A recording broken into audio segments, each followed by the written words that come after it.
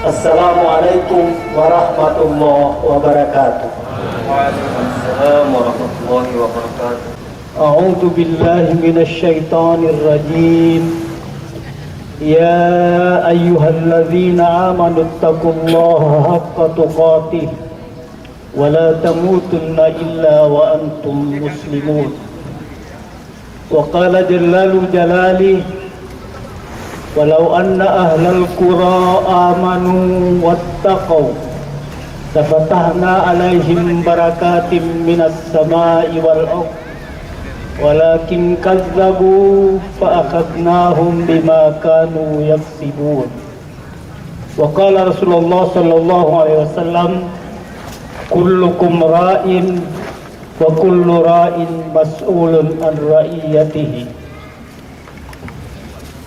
Yang terhormat Ketua Pimpinan Muhammadiyah Jombang, Bapak Profesor Dr. Abdul Malik, dan ini berlaku kaidah sesama profesor tidak boleh saling mendahului.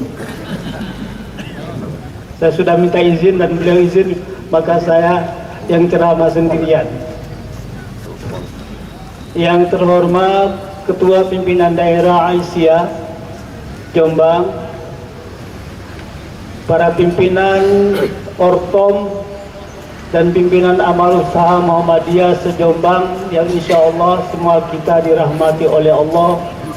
Wabil khusus bapak-bapak dan ibu-ibu para undangan yang hadir pada kesempatan ini, yang semua kita juga dirahmati oleh Allah Subhanahu wa Ta'ala.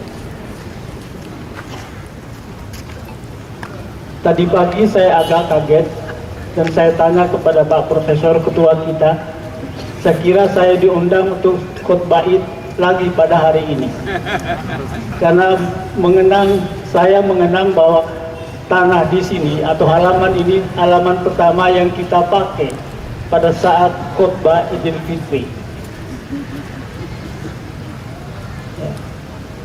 Pada saat saya khutbah, Ketua Pimpinan Daerah mengatakan bahwa ini nanti setelah itu apa masih ada yang mengisi lagi atau tidak? Ya. Siapa yang bakal datang mengunjungi tempat ini? Subhanallah, ternyata berkahnya luar biasa. Sekarang pimpinan daerah malah bingung menyiapkan tempat untuk parkir karena halamannya sudah dipenuhi oleh jamaah. Ini menandakannya bahwa berkah itu selalu kita butuh dalam kehidupan kita. Sehingga para ulama mengatakan berkah itu dalam bahasa singkatnya ziyadatul khair. Kita berbuat baik yang satu akan muncul kebaikan baru yang lain. Dan itu pasti terjadi pada kita. Ini pula lah yang menjadi background atau latar belakang Muhammadiyah pada Muktamar ke-35 di Jakarta, yang ditutup oleh sambutan Presiden Soekarno waktu itu, merumuskan sifat-sifat dan kepribadian Muhammadiyah yang nomor 2 diantaranya bahwa salah satu sifat atau kepribadian Muhammadiyah sebagai organisasi besar, organisasi sosial keagamaan dan kemasyarakatan adalah memperbanyak kawan dan mengamalkan ukhuwah Islamiyah. Itu nomor 2. Nomor pertama berjuang dan beramal untuk perdamaian dan kesejahteraan. Inilah munculnya berkah-berkah baru yang kita rasakan dalam kehidupan dan perjuangan kita, dan insya Allah kita ini menjadi saksi sejarah bahwa jariah kita tetap mengalir kepada kita, sungguh pun satu saat kita tidak berada di dunia yang fana ini. Karena itu saya sering mengatakan berbuat baik jangan sekali, tapi berbuat salah cukup sekali. Jangan berulang kali seperti Pak Mulyono di Wetan Pasar itu. Jangan tertawa, Pak Mulyono di Wetan Pasar di Malang.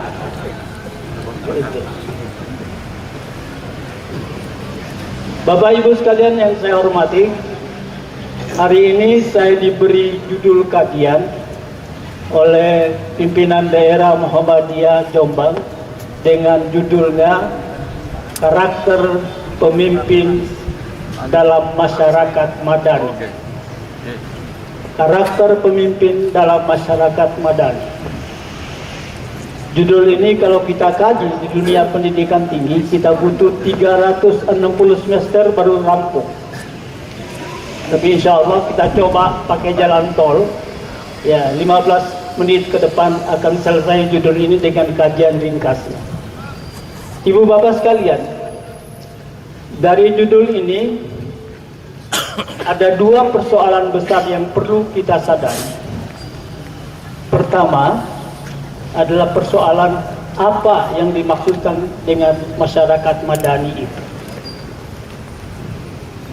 Yang kedua, kalau masyarakat madani di tengah-tengah dalam kekuasaan sang pemimpin, maka karakter pemimpin pada masyarakat madani itu seperti apa? Ibu bapak sekalian yang saya hormati, banyak orang yang curiga dengan kehadiran umat Islam menyiarkan agamanya, membangun kepribadiannya menjadi kepribadian yang soleh dan solehat. Dikira kaum muslimin sok alim, dikira kaum muslimin sok cerdas sendiri atau sok saleh sendiri. Padahal itulah yang dikehendaki oleh negara. Sekali lagi saya katakan, itulah yang dikehendaki oleh negara. Ibu bapak bisa baca pada Pancasila poin kedua, ya, sesudah ketuhanan yang Maha Esa. Sila kedua menyebutkan kemanusiaan yang adil dan beradab. Artinya siapapun manusia, masyarakat yang menghuni negeri Indonesia ini, dia harus menjadi manusia yang adil dan beradab, alias masyarakat yang beradab, masyarakat yang memiliki etika, masyarakat yang menampilkan keteladanan dalam kehidupan, masyarakat yang suka berbuat baik dalam kehidupannya. Nah, bicara soal masyarakat yang beradab dalam sebuah negara, ya, garda yang paling depan membawa bahtera besar ini adalah pemimpin. Adalah pemimpin. Ada kaidah bahasa Arab mengatakan apa? Ad-nasu ala dini mulukihim. Rakyat itu tergantung agamanya raja. Jadi rakyat itu tergantung agama rajanya. Kalau agama rajanya hanya sekedar simbolik, rakyat juga pasti seperti itu. Tapi kalau agama rajanya atau pemimpinnya bagus, maka sudah pasti akan diikuti oleh rakyat dalam negara tersebut. Dan ini sebuah statement yang memang betul-betul menjadi kenyataan dalam hidup kita ini. Saya suka protes. Saya bilang pemimpin-pemimpin kalau pada saat menerima jabatan, sumpahnya sekali lagi jangan pakai Al-Quran lagi. Tanya wartawan pakai apa Pak? Pakai koran saja. Kalau koran apa kata wartawan? Benar bisa salah atau salah bisa jadi benar. Tapi kalau pemimpin muslim yang disumpah pakai Al-Quran, artinya apa? Setelah dia sumpah, dia menyatakan ucapan demi Allah saya bersumpah, maka dia harus melaksanakan kewajiban berdasarkan petunjuk-petunjuk yang ada di dalam Al-Quran. Itu konsekuensi logisnya. Tapi kenyataan kita kan tidak begitu. Orang Jombang mengatakan setelah disumpah, nanti besok berubah. Sehingga orang Jombang mengatakan isu tempe sore dele malam menjes besok mencret. Itu kenyataan. Bahasa Madura mengatakan believe or not is the fact. Mari disumpah pakai Al-Quran dengan awal bahasa yang disebut demi Allah saya bersumpah. Besok sudah berubah. Besok sudah membuat kebijakan-kebijakan yang bertentangan 100% dengan petunjuk-petunjuk di dalam Al-Quran.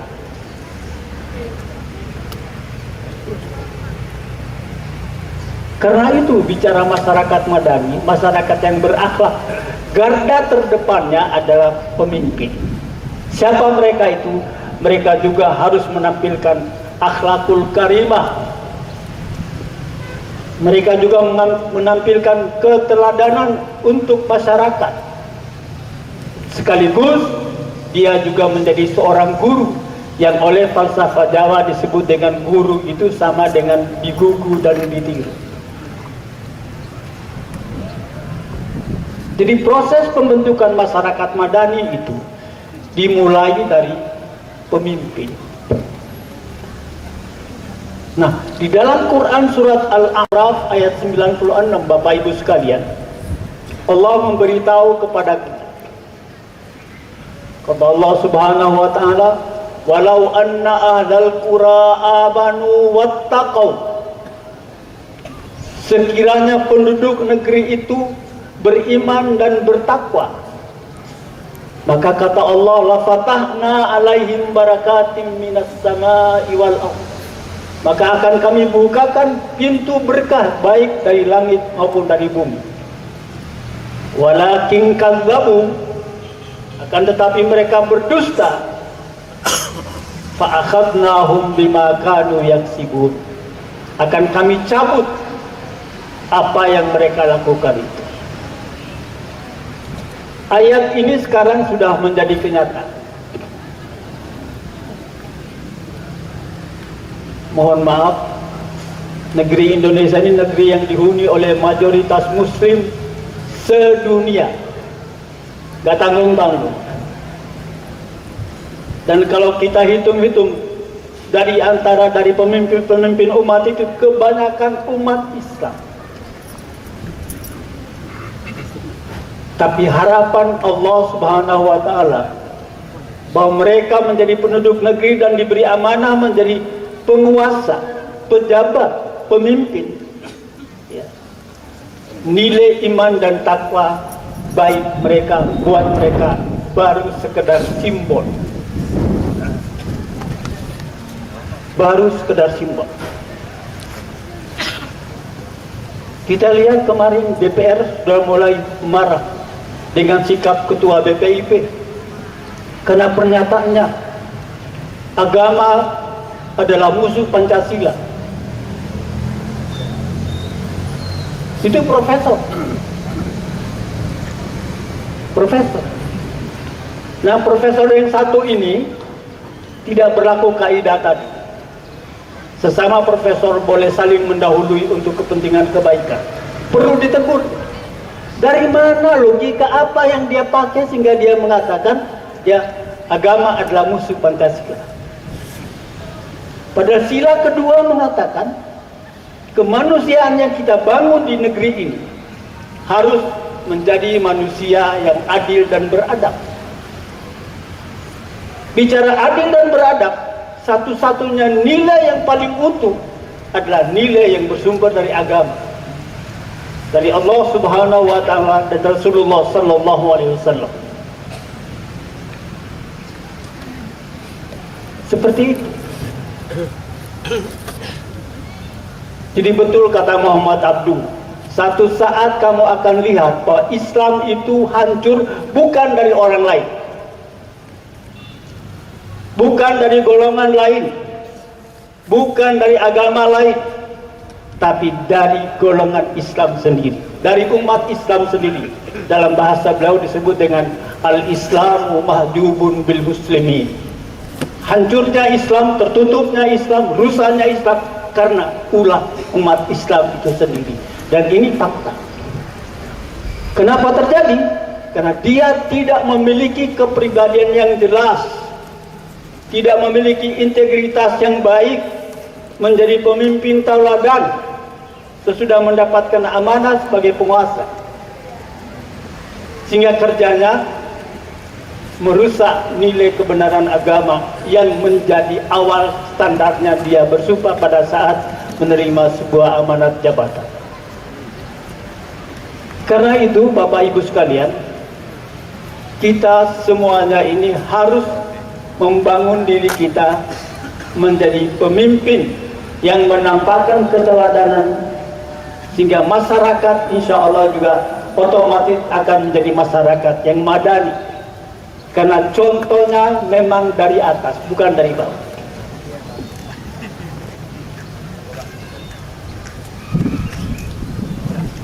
Saya sering bilang, kenapa ya pimpinan kita, umat kalau berbuat salah sangat sensitif, tapi mereka boleh seenaknya. Apa ada hukum yang mengatakan bahwa rakyat boleh bersalah, umat boleh bersalah, tapi pemimpin kalaupun salah juga harus dipandang sebagai tidak bersalah? Apa ada hukum seperti ini?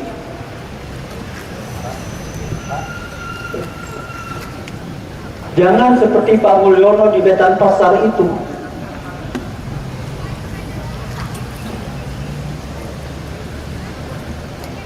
Jangan punya pikiran yang lain-lain. Pak Mulyono di Wetan Pasar, kalau mau tahu datang ke saya, nanti saya tunjukkan di rumahnya. Karena saya dulu sering makan soto di sotonya Pak Mulyono Wetan Pasar itu. Pak Mul, jangan seperti itu. Nah, Pak Mul yang saya makan sotonya itu pernah saya tegur. Dia tanya, Pak Toy, apa boleh kalau orang datang makan soto di pinggir jalan pakai mobil mewah, apa boleh saya naikkan harganya? Coba. Padahal itu sudah tertulis soto, ya, soto ayam double, soto ayam pakai ayam berutuh. Saya nggak tahu ayam berutuh itu apa itu. Sudah masing-masing ada harganya. Tapi dia lihat kalau yang datang makan pakai mobil mewah, harganya dinaikkan menjadi 2 kali lipat. Saya bilang, Pak Mul, itu namanya menipu. Karena orang akan bertanya, tulisan itu diapain itu? Tulisan itu kan memberi petunjuk supaya kalau kamu makan di soto ini sesuai dengan permintaan kamu, harganya ini. Itu Pak Mul di Wetan Pasar jual soto, suka menipu.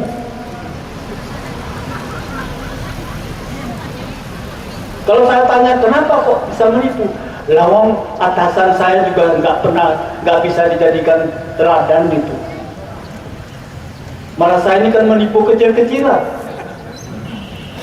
Ketika kakaknya Pak Mul, gak tanggung-tanggung menipu itu. Tidak pakai M, pakai T, gak tanggung-tanggung. Nah, seperti ini nampaknya saya merasa bahwa membentuk masyarakat madani baru sekedar tataran simbol, karena tidak ada contoh.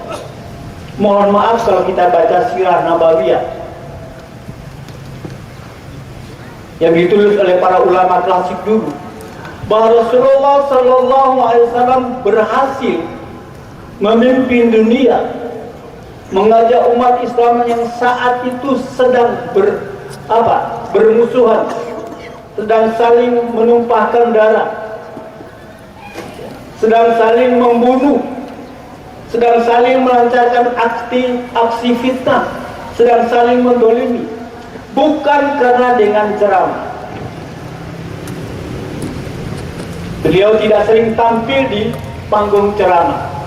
Yang ditampilkan oleh beliau adalah integritas pribadinya, keluhuran budinya melalui keteladanan beliau. Bayangkan seorang Yahudi didulang oleh Rasul sendiri.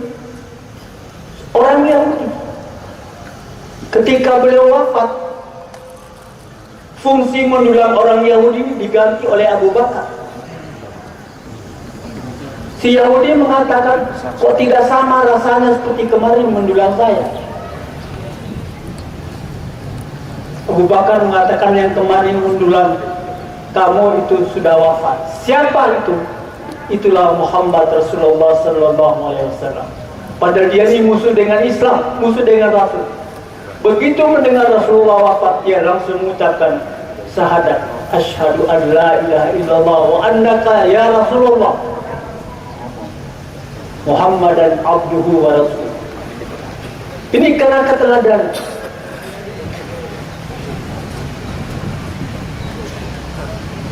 Nah, pemimpin kita hari-hari bicara,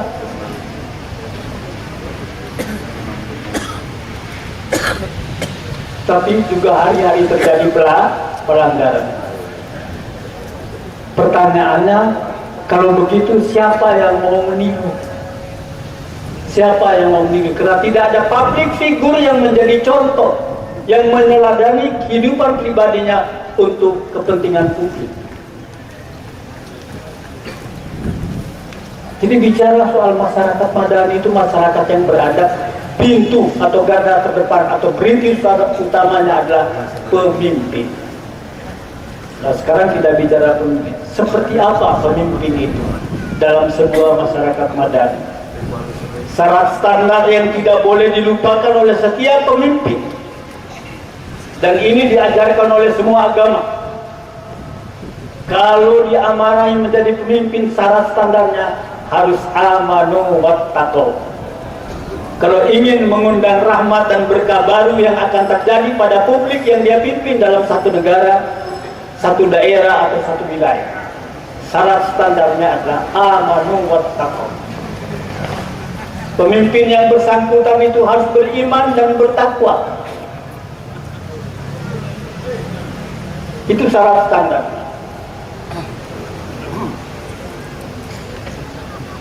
Nah, syarat standar ini kalau tidak dipenuhi, maka bukan mustahil apa yang dilakukan oleh pemimpin yang tidak memenuhi syarat standar ini hanya sekedar basa-basi atau hanya sekedar terselubung untuk kepentingan-kepentingan lain di luar daripada kepentingan masyarakat yang dia pimpin. Akhirnya apa? Yang terjadi adalah abuse of power, menyalahgunakan kedudukannya sebagai pemimpin untuk kepentingan yang tidak-tidak atau untuk kepentingan yang bukan-bukan, alias memanfaatkan jabatan untuk kepentingan keluarga dan konco-konconya. Dan ini juga terjadi. Karena itu Pak Mahfud MD mengatakan, Prof. Thohir, negeri kita hari ini tidak sedang baik-baik saja. Saya bilang, kalau tidak sedang baik-baik saja itu bahasanya masih sopan. Kalau saya nggak begitu, kenapa? Rusak. Yang merusak itu juga pemimpin. Yang merusak itu juga umat.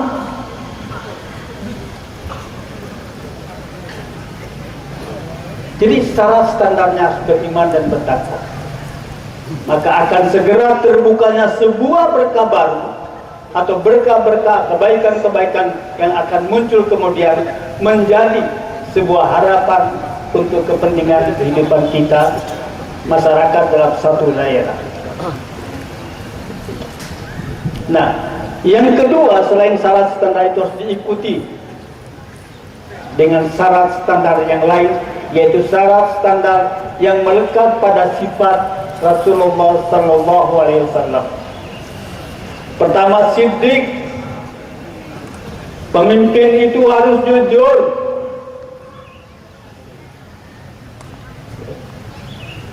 Lawan jujur itu apa? Bukan pelongo-pelongo ya.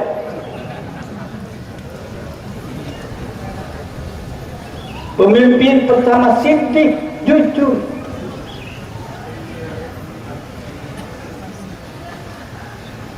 Jujur. Kenapa? Dia sudah bersumpah, demi Allah saya bersumpah.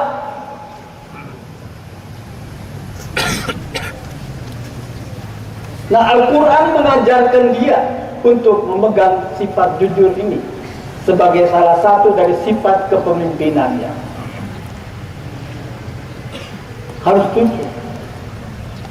Saya dulu di Keramat Raya ketemu dengan Allahyarham tokoh besar kita Dewan Dakwah Islam Indonesia, Dr. Muhammad Nasir.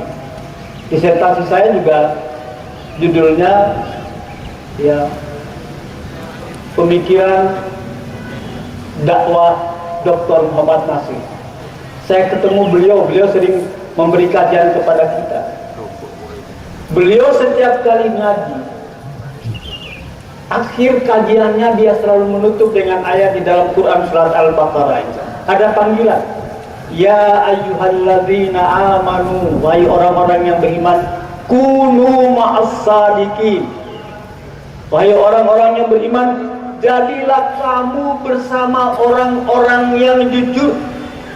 Itu setiap saat beliau beri kajian ditutup dengan ayat ini, dan beliau terjemahkan ayat itu di depan kita. Artinya betapa pentingnya sebuah kejujuran bagi seorang pemimpin. Karena baik buruknya seorang pemimpin juga menjadi tiruan oleh publik atau masyarakat di mana dia berada.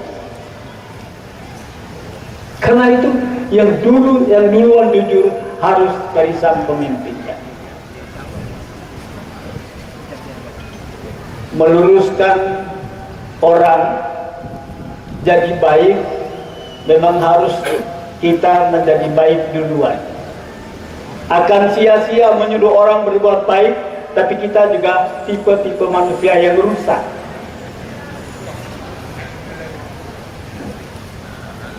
Menyuruh orang jujur, maka kita yang menyuruh itu jangan boleh jadi pembohong. Karena kebohongan kita sudah pasti menjadi ingatan masyarakat atau publik yang merasakan bahwa dia adalah pemimpin kita. Jadi as-siddiq, jujur. Yang kedua, siddiq, amanah, terpercaya. Nah ini yang susah itu ya. Saya sering mengatakan kalau bicara amanah itu kayaknya cuma masyarakat Jombang saja yang bisa dipercaya itu. Iya. Sekarang ini mohon maaf, kalau pakai sepatu mewah sebaiknya jangan bawa ke masjid. Pencuri yang paling aman itu adalah pencuri di masjid. Kok ndilalah setelah ngambil sepatu orang, Skechers itu kan mahal ya, sepatu ringan tapi mahal, harganya jutaan. Kok ndilalah setelah ngambil di masjid pura-pura sholat, kok konangan itu. Alhamdulillah jujur dia masih. Ya saya ambil kepunyaan orang, masih jujur coba.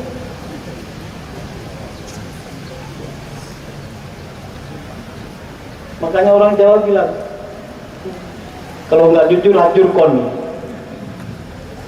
Orang sampai mencuri kalau jujur masih dihargai daripada sudah nggak jujur cari dalil pembenar.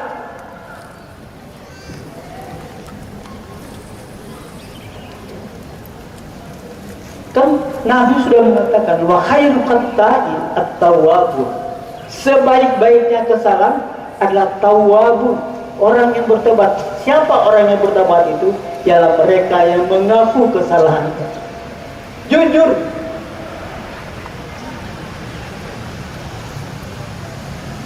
Nah kalau ini dibawa oleh pemimpin, bisa dipercaya, subhanallah.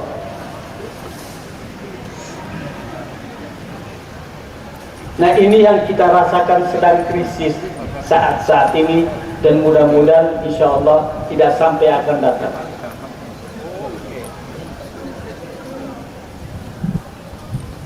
Saya kemarin setelah WA dengan Bapak yang menjemput saya itu, saya telepon lagi ke Pak Mulyono. Pak, sotonya masih enak enggak? Dia masih jujur coba. Pak, ya menurut orang yang makan itu kok sekarang sudah berubah ya. Padahal yang masak itu anak saya dan istri saya, karena saya sudah tua jadi sudah nggak ikut masak. Masih jujur coba. Biasanya orang kepingin barangnya laris, barang enak juga dibilang, barang tidak enak juga dibilang enak. Oh enak Pak, saestu, demi Allah. Nah, Pak Mulyono di Wetan Pasar itu sekarang sudah mulai jujur. Lo orang jualan cari untung, jujur ngakui bahwa masakan dia dengan masakan anak istrinya tidak seperti masakan dia. Itu kan luar biasa. Seharusnya Pak Mulyono juga mengatakan, oh sekarang tambah enak, malah dimasakan istri saya sama anak saya lebih enak daripada masakan saya dulu, supaya tambah lagi. Tapi karena jujur, saya bilang alhamdulillah Pak Mulyono sekarang kok berbeda dengan Mulyono yang saya lihat dulu. Loh, Pak Sohib lihat dulu apa? Dulu suka berbohong, terutama jual soto. Kalau lihat orang yang makan bawa mobil merah, harganya dinaikkan. Ketika yang makan tanya, lah ini apa, ini apa, daftar harganya untuk siapa? Itu bukan untuk bapak. Jadi untuk orang-orang miskin. Masa begitu? Padahal jujurnya itu, tidak jujurnya itu cuma nanya, ya beda-beda, ya nggak sampai 1 triliun dah, paling-paling 2-3 ribu. Jadi amanah itu penting. Sekali lagi harus dipercaya, harus dipercaya. Saya mohon maaf, 2 minggu yang lalu itu pasang ring jantung. Jadi alhamdulillah saya sekarang bintang 4. Kalau Pak Prabowo kan baru bintang 3, saya bintang 4. Beliau tentara asli, saya tentara palsu. Bintang 4, pasang ring 4. Ada teman datang ketemu saya, gimana Pak Prof? Ya parah saja. Saya bilang alhamdulillah.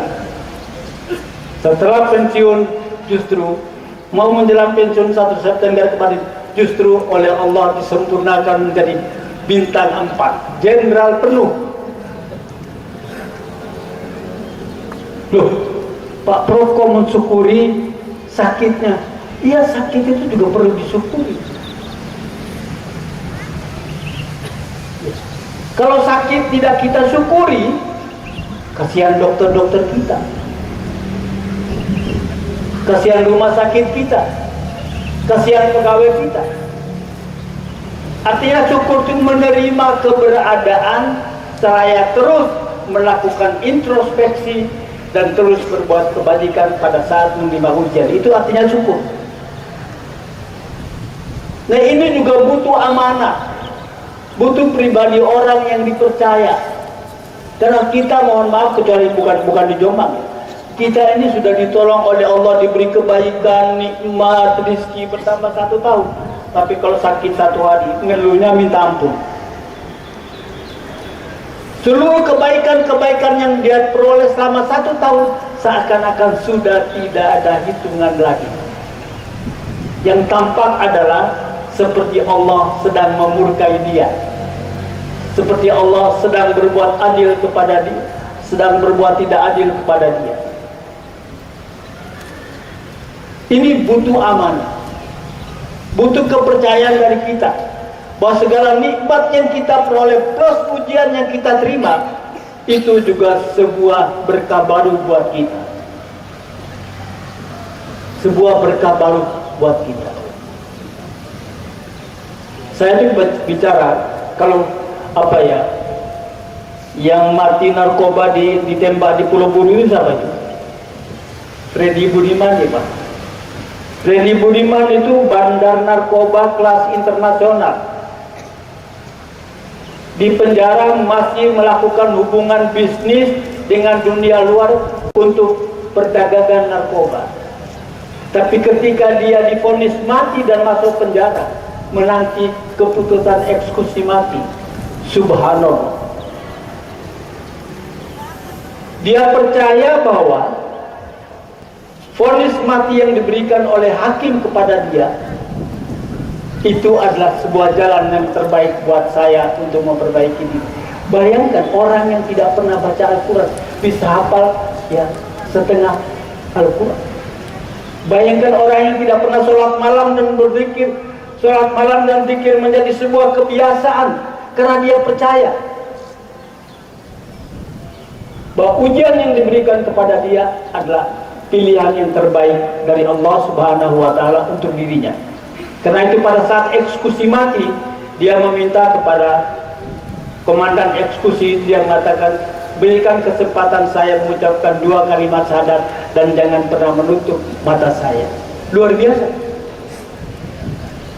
Itu pengaruh amanah, pengaruh keyakinan yang menimbulkan kepercayaan diri terhadap semua keputusan Allah Subhanahu wa Ta'ala yang datang kepada dirinya. Jadi amanah itu menjadi penting. Nah, pemimpin kita ini kan tidak begitu menyadari jabatan sebagai sebuah kesempatan ya, untuk mencari tambahan biaya untuk mencukupi kebutuhan diri dan keluarganya dan konco-konconya. Karena itu terjadi abuse of power, penyalahgunaan kedudukan. Dan lucunya tidak pernah malu dengan masyarakat yang dia pimpin. Itu bahasa Jombangnya bukan hebat lagi, haiba. Sudah jadi pemimpin, dipercaya oleh orang banyak, dia sendiri juga tidak malu ketika berbuat sesuatu yang tidak benar. Bahkan terkadang bangga mencari alasan pembenar untuk membenarkan dirinya atas kesalahan apa yang dia perbuat. Fatona ketiga sifat Nabi sebagai pemimpin dalam sebuah masyarakat madani selain siddiq, amanah, fatona, cerdas. Mohon maaf, cerdas itu tidak harus melalui proses pendidikan formal. Karena sekarang luar biasa, pendidikan non formal luar biasa. Bagaimana kesadaran kita untuk mengakses ilmu pengetahuan dan sumber informasi dari media sosial itu cuman milih-milih yang bisa membentuk kecerdasan kita. Tapi pemimpin harus cerdas. Kalau tidak cerdas, ya diakali orang. Makanya ketika dulu Pak Amin Rais kan ikut jadi calon presiden ya. Ketika kita ke Singapura bertamu dengan kedutaan di Singapura, teman-teman di kedutaan Indonesia di Singapura mengatakan, Pak Thohir, tahu kenapa Pak Amin tidak dipilih? Ya kita jawab sesuai dengan fakta. Memang Muhammadiyah di Indonesia kan ya minoritas. Insya Allah tidak banyak dipilih oleh orang lain. Yang milih mungkin Muhammadiyah. Bukan itu. Bukan. Lalu apa? Memang pemimpin itu tidak boleh cerdas. Ya. Harus cari orang yang bodoh supaya mudah dibodohin. Jadi harus mendapatkan pemimpin yang bodoh supaya mudah dibodoh-bodohi. Padahal fatona merupakan sebuah syarat bagi sang pemimpin berada di dalam masyarakat madani. Kalau dia cerdas, tentunya omongannya juga berkualitas. Kalau dia cerdas, tentu argumentasinya yang dia sampaikan juga masuk di akal. Dan publik juga merasa untuk mengikuti kecerdasan atas kebijakan beliau. Karena lahir dari sebuah pemikiran pemimpin yang cerdas. Tabligh secara keempat adalah jaringan. Tapi jaringan sekarang sudah enggak lama. Kita tidak perlu banyak membuat jaringan. Jaringan sekarang sudah berada di tangan Soekarno-Hatta. Paham ya? Jaringan sekarang sudah berada di tangan Soekarno-Hatta. Kita tidak perlu kemana-mana. Yang penting punya Soekarno-Hatta sekarung, beres. Tahu Soekarno-Hatta ya? Dan sekarang Soekarno-Hatta juga sudah nggak laku. Si botak yang gondrong. Tahu botak yang gondrong? Dolar itu gambar, lihat coba, dolar itu gambar botak yang gondrong. Di atas kepalanya gundul, tapi di bawahnya gondrong. Itu dolar. Maka pengaruhnya adalah amplop putih sekarang sudah berubah menjadi amplop coklat. Tidak perlu mencari-carinya. Padahal perbuatan ini juga perbuatan yang sangat merusak untuk kepentingan publik. Karena dia berasal membayar dengan sekarung dolar Soekarno-Hatta, maka bukan mustahil pada saat dia menjabat, pada saat dia memimpin, golek balen, kata orang Jombang. Golek balen itu apa?